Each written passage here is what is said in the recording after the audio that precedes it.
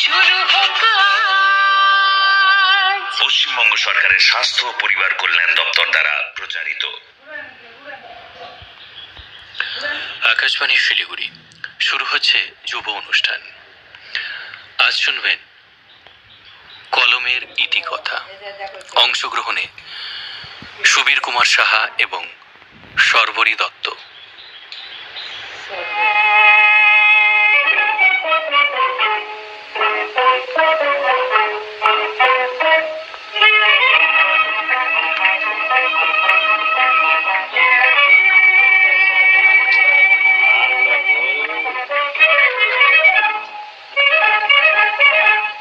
আমাদের প্রতিদিনের চলার পথে প্রতিনিয়ত আমরা বিভিন্ন জিনিসের সাথে একসাথে হই। কাউকে কাউকে হয়তো আমরা সেই মুহূর্তেই ধন্যবাদ দিতে পারি, কিন্তু কখনো কখনো হয়তো আমরা ভুলে যাই যে যাদের বা যার সাহায্য নিয়ে আমরা পথ চলছি, হয়তোবা সেই সাথী যদি না থাকতো তাহলে হয়তো আমাদের কাজগুলো অসম্পূর্ণ থেকে যেত। হ্যাঁ বন্ধুরা, কথা বলছি কলমকে নিয়ে। আমাদের প্রতিদিনের চলার পথে অবিরামভাবে কিন্তু আমাদের সাহায্য করে কলম। আজ তাই আমরা এই যুব অনুষ্ঠানে, এই আলোচনামূলক অনুষ্ঠানে বলতে পারি ধন্যবাদ জানাবো কলমকে, যার সাহায্য না থাকলে হয়তো আমরা স্বাক্ষর কেন, আমাদের জীবনের শুরু থেকে শেষ পর্যন্ত কোনো কাজকেই সম্পূর্ণ করে তুলতে পারতাম না। আজ কথা হবে কলমের ইতিকথা নিয়ে। তোমাদের সাথে রয়েছি আমি শর্বরী। আমাদেরকে এই বিষয়ে আজ যিনি জানাবেন তিনি এই মুহূর্তে আকাশবাণীর স্টুডিওতে উপস্থিত। আমাদের সাথে আজ রয়েছেন একজন বিশেষ অতিথি, শ্রী সুবীর কুমার সাহা, যিনি বর্তমানে ওল্ড মালদা বাণী ভবন টাউন লাইব্রেরিতে কর্মরত গ্রন্থাগারের দায়িত্ব সামলাচ্ছেন। শুধুমাত্র কি এই পরিচয়টাই তার একেবারে যথাসম্ভব পরিচয়? না, এটা ছাড়াও তিনি কিন্তু একজন সংগ্রাহক। বিভিন্ন রকমের মুদ্রা এবং আজকে আমাদের আলোচনার কেন্দ্রবিন্দু কলম, বিভিন্ন ধরনের কলম একেবারে গোড়া থেকে সমস্তটা তিনি সংগ্রহ করেন। এটা তার নেশা। ইন্ডিয়া বুক অফ রেকর্ডে দেশলাইয়ের কাঠি দিয়ে দুর্গা প্রতিমা বানিয়ে বিশেষ খ্যাতি অর্জন করেছেন শ্রী সুবীর কুমার সাহা। আমাদের সাথে আজ আলোচনায় রয়েছেন তিনি। আপনাকে স্বাগত আকাশবাণীর স্টুডিওতে। আমি আকাশবাণী স্টুডিওতে আসতে পেরে নিজেকে ধন্য মনে করছি। আপনার কাছে প্রথমেই জানতে চাইব, এইরকম একটা নেশার উৎপত্তি হলো কি করে? ছোটবেলা থেকেই কলমকে সঙ্গে নিয়ে বড় হওয়া, কলম প্রীতি বন্ধনে আবদ্ধ হওয়া।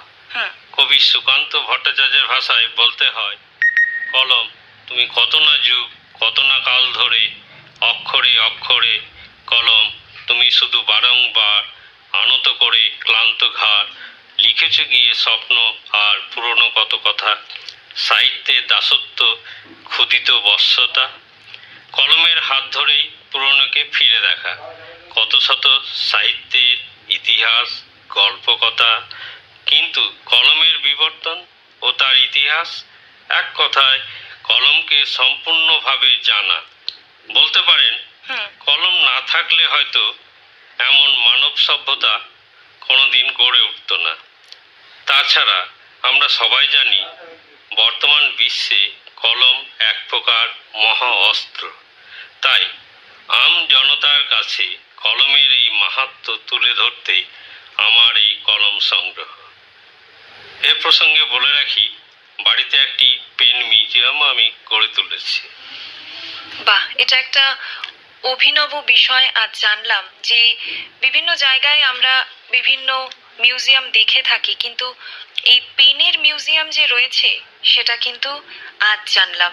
আচ্ছা, কতদিন ধরে আপনি একেবারে এই কলম সংগ্রহ করা শুরু করছেন বা এখনো পর্যন্ত হয়তো করে চলেছেন? হ্যাঁ, আমি ওই ছাত্র জীবন থেকেই কলম সংগ্রহ করে আসছি। তা মোটামুটি 40 বছর তো বটেই। আবার আমরা কলমের দিকটায় ফিরবো। একটু জানতে ইচ্ছে করছে যে শুধুই কি কলম, নাকি কলম ছাড়াও আরো অন্যান্য অনেক কিছু সংগ্রহ করার নেশাই আপনার রয়েছে? কলম ছাড়া আমার আছে দেশ বিদেশে বিভিন্ন ধরনের মুদ্রা, টাকা, দেশলাই বাক্স, ডাক টিকিট, কীটপতঙ্গ, পাখির বাসা, দেশের বিভিন্ন ধরনের সংবাদপত্র ইত্যাদি।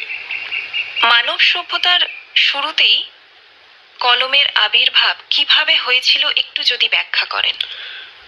কলমের ইতিহাস প্রায় 5000 বছরের পুরনো। আদিম যুগে মানুষ যখন পর্বতের গুহায় বসবাস করত, তখন মনের ভাব প্রকাশ করার জন্য না ছিল কোনো ভাষা, না পারত কিছু লিখতে, সব কিছুই যেন আকার ইঙ্গিতে চলত। সময় পরিবর্তনের সাথে সাথে আগুনের ব্যবহার, পশু শিকার করতে শিখল। এরই পাশাপাশি পর্বতের গুহায় ধারালো পাথর দিয়ে সাংকেতিক চিহ্ন আঁকা অভ্যাস করলো। বলা যেতে পারে এই ধারালো পাথরই হলো বিশ্বের প্রথম লেখনী। এর অনেক দিন পরে ধাপে ধাপে মানব সভ্যতার ক্রমবিকাশ ঘটে। তারপর প্রচলন হয় খাগের কলম, পাখির পালকের কলম, এইভাবে চলে আসে। আপনার কাছে কি কি ধরনের কলম আছে? আমার কাছে ওই রিড পেন, যাকে আমরা খাগের কলম বলি, কুইল পেন অর্থাৎ পাখির পালকের কলম, stylus pen, dip pen, steel point pen, roller pen, magic pen, engraving pen, talking pen, spy pen, audio video যেটা করা যায়, engineering pen, stamp pen, calligraphy, brush ink pen, এছাড়াও রয়েছে gel pen, marker pen, highlighter pen, পরিবেশ বান্ধব pen ইত্যাদি।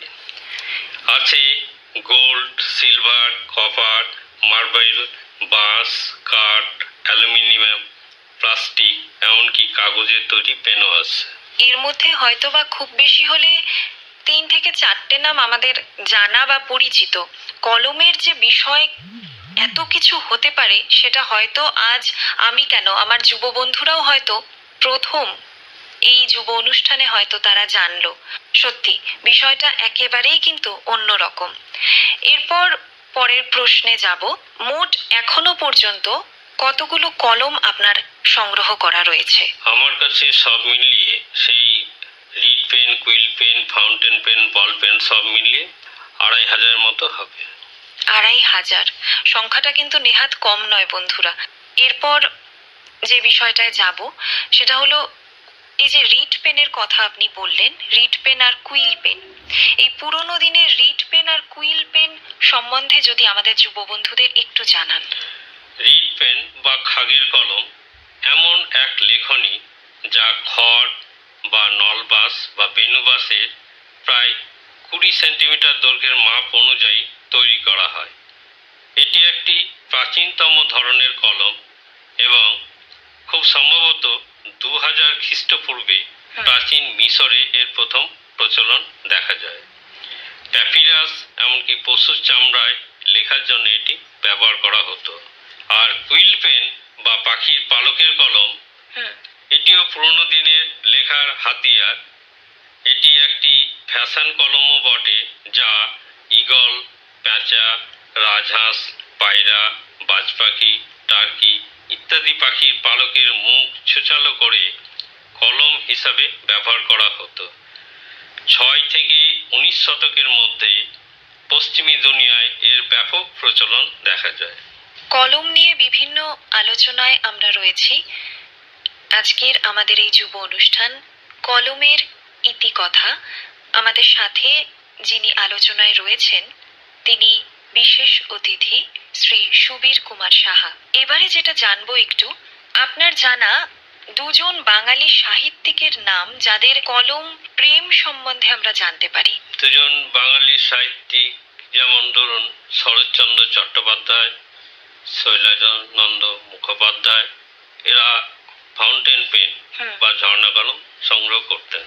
আচ্ছা, তার মানে এই বিষয়টা হয়তো আমাদের জানা ছিল না। যেহেতু আপনি কলম সংগ্রহের সাথে যুক্ত, তাই হয়তো বা এই বিষয়টা আপনি জানেন যে তারা এরকম ভাবে কলম সংগ্রহ করে চলতো। কলমের এই যে জগৎ সত্যিকারে একটা বিপ্লব ঘটায়, এরকম কোন কলম রয়েছে যে সত্যিকারের একটা বিপ্লব ঘটাতে পারে? কলমের দুনিয়ায় যে বিপ্লব ঘটেছিল সেটা ফাউন্টেন পেনের দৌলতে।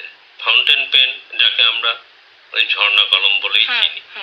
1884 সালে নিউ ইয়র্কে Louis Edson Waterman fountain pen আবিষ্কার করে বাণিজ্যিকভাবে খ্যাতি লাভ করে। ফাউন্টেন পেনকে আমরা বাংলায় যে নামটা দিলাম, এই যে আপনি একটু আগে হয়তো বললেন তার কথা, ওই নামটা কার দেওয়া? ঝর্ণা কলম এই নামটা দিয়েছেন কবিগুরু রবীন্দ্রনাথ ঠাকুর। বিদেশি কিছু কলমের নাম যদি আপনার জানা থাকে বা এই মুহূর্তে মনে পড়ছে, সেরকম যদি কিছু একটু বলেন। আমার সংগ্রহে বিদেশি ফাউন্টেন পেনগুলির মধ্যে আছে যেমন ধরুন জার্মানির লেমি মন্টব্ল্যাঙ্ক, জাপানের পাইলট সেলা, আমেরিকার ওয়াটারম্যান পার্কার সনেট ক্রস, অস্ট্রেলিয়ার সেফার, চায়নার হিরো উইনসেন লিলি। এছাড়াও আছে ফ্রান্স, ইটালি, ইংল্যান্ড, সিঙ্গাপুর, বিভিন্ন দেশের কলম রয়েছে। আচ্ছা, আমরা অনেক সময় কিছু শব্দ বন্ধনী শুনি, যেমন এই যে মাছি মারা কেরানি বা কলম সৈনিক, পেন ফ্রেন্ড, ব কলম, এইগুলো হয়তো আমরা কখনো কখনো আমাদের দৈনন্দিন জীবনে এই শব্দগুলোর সাথে আমরা একটু আধটু হয়তো পরিচিত। তো এই বিষয়গুলোকে যদি একটু আপনি ব্যাখ্যা করেন। কলমকে নিয়ে অনেক শব্দবন্ধন গড়ে উঠেছে, তার মধ্যে যেমন ধরুন মাছি মারা কেরানি। হুম। এককালে নকল নবিশ যারা রেজিস্ট্রি অফিসে কাজ করতেন, কলমই ছিল তাদের কাজের একমাত্র অবলম্বন। ওই সব কলম পেশার সাথে জড়িত লোকদের আমরা মাছি মারা কেরানি বলে জানতাম। আচ্ছা। আর কলম সৈনিক মুক্তিযুদ্ধের সময় যেসব লেখক সাহিত্যিক লেখালেখির মাধ্যমে ভূমিকা রেখেছেন, বিশেষত তাদের সম্মান করে কলম সৈনিক বলা হয়ে থাকে। পেন ফ্রেন্ড বা কলম বন্ধু একসময় এত ইলেকট্রনিক মাধ্যমের বিস্ময়কর জোয়ার ছিল না, তাই যোগাযোগ বলতে প্রেমপত্রই ছিল প্রধান আশ্রয়, আর তা লিপিবদ্ধ করার মাধ্যম অবলম্বন কলম ছাড়া করাই যেত না। পেন ফ্রেন্ড বা কলম বন্ধু বলে এটা বেশ জনপ্রিয় ছিল। শেষে বলি বকলম। বকলম বলতে প্রধানত লিখতে অক্ষম এমন কোনো ব্যক্তির পরিবর্তে যে স্বাক্ষর করে কিংবা লিখে তাকেই বকলম বলি। শব্দটি আরবি ভাষা থেকে এসেছে। এবারে একটুখানি জানতে ইচ্ছে করছে, বর্তমানে আমরা একটা কলমের সাথে খুব বেশি হয়তো পরিচিত বা খুব বেশি এই শব্দটা আমরা ব্যবহার করি, সেটা হলো ইউজ অ্যান্ড থ্রো পেন। তো এই use and throw ball pen ব্যবহারের ফলে পরিবেশ দূষণের যে একটা মাত্রা, সেটা দিন দিন বাড়ছে। এর থেকে বাঁচার উপায় কি? পরিবেশ দূষণের কথা মাথায় রেখে আমরা পরিবেশ বান্ধব কলম, যাকে বলি ইকো ফ্রেন্ডলি পেন, ব্যবহার করতে পারি। এর উদ্দেশ্য হচ্ছে এটা পুরোপুরি কাগজের তৈরি এবং কলমের পিছনে শাল, সেগুন, শিমুল বিচি দিয়ে দেওয়া হয়। কলমটা ব্যবহার করার পর যখন একসময় আমরা ফেলে দিই, মাটির সংস্পর্শে এসে কাগজটা পচে যায় এবং সেখান থেকে গাছ বেরোয়। এতে করে প্রাকৃতিক ভারসাম্য রক্ষা হয়। আচ্ছা, আর কালিটা যে ধরে রাখবে, কাগজটা কিরকম ভাবে এই এটা ব্যবহার প্রক্রিয়াটা? কাগজটা রোল করা হয়, এই রোলের মধ্যে কাগজ কালিটা আটকে থাকে এবং পিছন দিকে একটা গাছের বিচি বা যে কোনো ফলমূলের বিচি দিয়ে দেওয়া হয়, যাতে করে ওই পেনটা মাটির সংস্পর্শে আসলে নতুন করে গাছ বেরোয়। বিষয়টা কিন্তু একেবারেই আমাদের জানা ছিল না। তাহলে পরিবেশকে বাঁচাতে হলে এরকম ধরনের কলম আমরা যদি একটু আমাদের নিজেদের জীবনযাত্রায় ব্যবহার করি, পেনের বদলে, তাহলে কিন্তু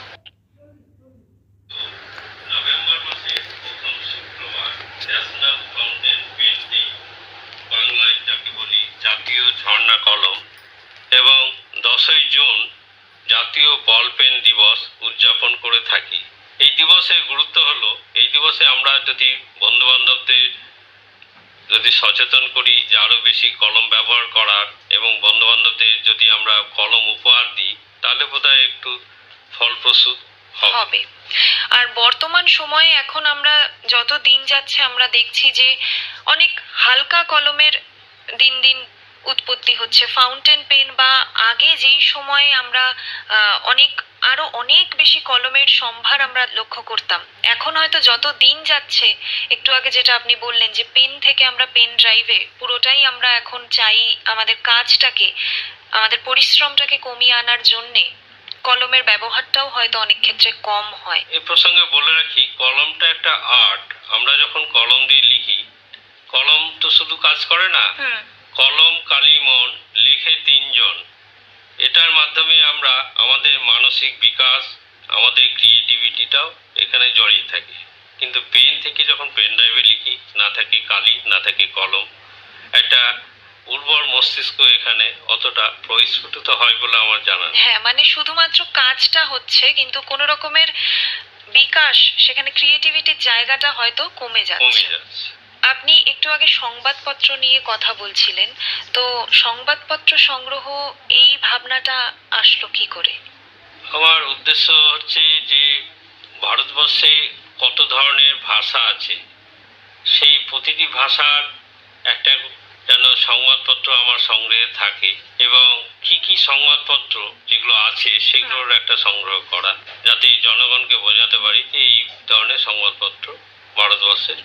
আর ভবিষ্যতে আরো কি কি ভাবে আপনি ভাবছেন বা পরিকল্পনা করছেন এই বিষয়টা নিয়ে এগিয়ে যাওয়ার, যদি একটু জানান। কলম তথা এই যে পুরোনো দিনের যে সংগ্রহগুলো আছে সেগুলো নিয়ে যদি বিভিন্ন শিক্ষা প্রতিষ্ঠানে প্রদর্শনীর আয়োজন করা হয়, তাহলে বর্তমান প্রজন্ম অনেক কিছু জানতে পারবে, তাদের মধ্যেও একটা সংগ্রহের আগ্রহ জেগে উঠবে, এটাই আমি আশা করব। আপনি শুরুতেই বলেছিলেন যে শুধুমাত্র আজকের আমাদের আলোচনার কেন্দ্রবিন্দু তো কলম, কিন্তু এছাড়াও আরো অনেক কিছু সংগ্রহ করার নেশা আপনার রয়েছে। আপনি এর আগে স্মরণ করেছিলেন নেতাজি সুভাষচন্দ্র বসুকে দেশলাই কাঠি দিয়ে নেতাজির প্রতিকৃতি তৈরি করে। এই বিষয়টা যদি একটু জানান। হ্যাঁ, ওই আমরা তো আর্ট করি, কিন্তু ওই দেশ ফেলে দেওয়া যে দেশলাই বাক্স, সেই কাঠি থেকে যদি আমরা একটা মনীষীর মূর্তি গড়ে তুলতে পারি, সেই চেষ্টাটা আমি করেছিলাম। নেতাজির মূর্তি আমি প্রতিকৃতি আমি করতে পেরেছি। আর এই যে ফেলনা, দেশলাই বাক্স ব্যবহার করে আমরা ফেলে দিই, সেই ফেলনা যে একটা শিল্পকলা তৈরি করা যায় ফেলনা দিয়ে, সেটা চেষ্টা করেছি। বিভিন্ন ধরনের মনীষীদের ছবি, মডেল, এসবগুলো তৈরি করেছি। আচ্ছা, আর এছাড়াও পাখির বাসা সংগ্রহ করার আপনার শখ রয়েছে, তো কি কি ধরনের পাখির বাসা আপনি সংগ্রহ করেছেন? প্রথমত বলে রাখি, দিন দিন গাছপালা কাটা যাচ্ছে, ফলে পাখি আশ্রয়স্থল কমে যাচ্ছে। প্রকৃতির কোলে পাখির অপরূপ সৌন্দর্য আছে। বাবুই পাখি বাসা এখন প্রায় অবলুপ্তির পথে, গ্রামে গেলে অল্প স্বল্প দেখা যায়। তো আমার সেই থেকে ইচ্ছা হলো যে বিভিন্ন ধরনের যে পাখি, তার বাসা সংগ্রহ করা। বাবুই পাখির বাসা মোটামুটি 4 রকমের আছে। সেই 4 রকমের বাসার 4 রকম ফাংশন, আমরা কিন্তু জানি না কোন বাসায় কি হয়। তো এটা তুলে ধরার জন্য এক দুমুখ বাসা আছে, লম্বা বাসা আছে, তো সেইগুলো বর্তমান সমাজের কাছে তুলে ধরা। তাছাড়া আছে চড়ুই পাখি, ভোলতা, ভীমরুল, বিভিন্ন কীট পতঙ্গের বাসায়, সব মিলিয়ে 30 থেকে 35 রকমের পাখি পতঙ্গের বাসা আছে। এই তাদের বাসাগুলো সংগ্রহ করা, এটা তো একটু অন্য রকমের কাজ। মানে আমরা জানি যে সেখানে হয়তো ছোট ছোট পাখিরা থাকতে পারে বা তাদের রেখে যাওয়া ডিম থাকতে পারে, তো সেক্ষেত্রে এই বাসাগুলো আপনি কখন এবং কিভাবে সংগ্রহ করেন? বর্ষার পর যখন পাখির বাসাগুলো পরিত্যক্ত অবস্থায় গাছের তলায় পড়ে থাকে, সেই অবস্থায় আমি এটা সংগ্রহ করি। আর উদ্দেশ্য, পাখির যে অপরূপ সৌন্দর্য বাসার মধ্যে ফুটিয়ে তুলেছে, সেইগুলো আমার যুব সমাজের কাছে তুলে ধরা। সত্যি। এবং তারা যখন বিভিন্ন জায়গা থেকে সংগ্রহ করে করে একটু একটু করে জমিয়ে জমিয়ে জিনিসগুলো এনে এনে বাসাটা তৈরি করে, সেটা দেখতেও যেমন ভালো লাগে, এবং পরবর্তী অবস্থায় যখন তাদের বাসাগুলো আমরা দেখব, সেটা হয়তো একটা অভূতপূর্ব সুন্দর জিনিস। আমাদের অনেকেরই অজানা আছে, এই যে বাবুই পাখির বাসা, আমাদের ঘরে যেমন কারেন্ট আছে, বাবুই পাখির ঘরেও এক ধরনের আলো জ্বলে, সেই জোনাকিকে সংগ্রহ করে নিয়ে গিয়ে ওখানে আটকে দেওয়া হয় গোবরে। আর এ প্রসঙ্গে আরো একটা বলে রাখি, স্ত্রী বাবুই পাখি কখনো বাসা তৈরি করতে পারে না, শুধুমাত্র পুরুষ বাবুই পাখি বাসা তৈরি করে। এবং যে পুরুষ বাবুই পাখি যত ভালো বাসা তৈরি করতে পারে, সেইভাবে স্ত্রী বাবুই পাখি আকৃষ্ট হয়। আচ্ছা। প্রথমত দুই মুখ যে পাখির বাসাগুলো সেখানে উভয়ে থাকে, পরবর্তীকালে স্ত্রী বাবুই পাখি শুধুমাত্র এক নলা মুখ যে বাসা সেখানে আশ্রয় নেয়, মানে বিশ্রামরত অবস্থায় থাকে। আর একটু আগে আপনি বললেন যে বিভিন্ন কীট পতঙ্গের বাসা, পাখির বাসা ছাড়াও, তো সেটা কিভাবে সংগ্রহ করেন? যেমন ধরুন মৌচাক আছে, মৌমাছি, বলতা, ভীমরুল, কাঠপিঁপড়ে, এই ধরনের বিভিন্ন ধরনের পতঙ্গের বাসা যে কিভাবে হয়, কি দিয়ে তৈরি হয়, এটা জানার কৌতূহল থেকেই আমার এটা সংগ্রহ। আচ্ছা, তো সেই ক্ষেত্রে কখনো কখনো কি কোনো রকম অসুবিধার সম্মুখীন হতে হয়েছে তাদের বাসাগুলো সংগ্রহ করতে? হ্যাঁ, এটা তো অবশ্যই, এটা সবসময় তো অ্যাভেলেবল না। হ্যাঁ। তো ওই যখন সংগ্রহ করতে যায় তখন লোকজন নিয়েই যেতে হয় গ্রামের দিকে, এটা শহরেও পাওয়া যায় না। তো তাদের সাহায্যে এটা আমাকে সংগ্রহ করতে হয়েছে। উদ্দেশ্য যে এই যে বাসা তৈরি কারুকার্য সূক্ষ্মভাবে দেখলে, এই যে মৌচাক, প্রত্যেকটা বাসা 6 কোণ আকৃতি, আমরা কিন্তু অনেকে এটা লক্ষ্য করি না, এবং প্রত্যেকটার মাপ একই রকম। এটা কি করে সম্ভব? এই যে সূক্ষ্মভাবে বিচার করলে এটা দেখা যায়। সত্যি তাই, তাদের কাছে না থাকে কোনো যন্ত্র, না থাকে কোনো স্কিল, কি করে সবটা একেবারে মেপে নিয়ে একই রকম তৈরি করা, এটা ভাবতে অবাক লাগে। ভাবতে অবাক লাগে। আর আপনাকে এই কারণে ধন্যবাদ যে যেই বিষয়গুলো নিয়ে হয়তো আমরা কখনো কখনো চিন্তাই করি না, সেই বিষয়গুলো আপনি আমাদের যুব বন্ধুদের সামনে আজ তুলে ধরছেন। এছাড়াও আপনি বলেছিলেন যে মুদ্রা সংগ্রহ করা। বিভিন্ন ধরনের মুদ্রা আছে আমার কাছে, দেশ বিদেশের আছে, বিদেশ বিদেশের টাকাও আছে। তাহলে তো হয়তো অনেক পুরনো আগেকার সময়কার মুদ্রা। সেই ধরুন ইস্ট ইন্ডিয়া কোম্পানি থেকে শুরু করে বর্তমান কমেমোরেটিভ বিভিন্ন কয়েন, যেমন 1000 টাকার কয়েন, 500 টাকার কয়েন, 200 টাকার কয়েন, 150 টাকার কয়েন, 125 টাকার কয়েন, 100 টাকার কয়েন, 75 টাকার কয়েন, এগুলোকে আমি সংগ্রহ করতে পেরেছি। এগুলো হচ্ছে কমেমোরেটিভ কয়েন, একটা বিশেষ স্মারক হিসাবে এগুলো তৈরি করা হয়।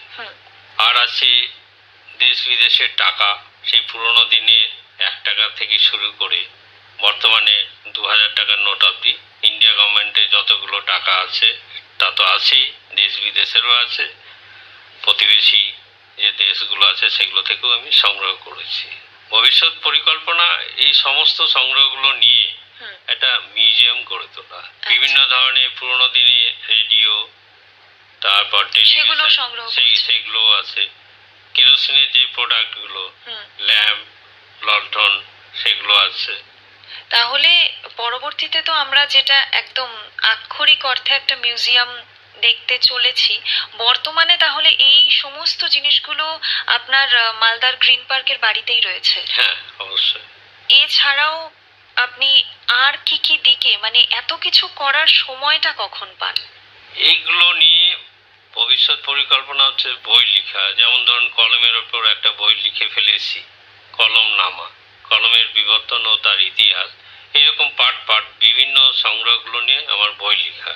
কারণ এই বই না লিখলে এগুলো জনগণের কাছে পৌঁছবে না।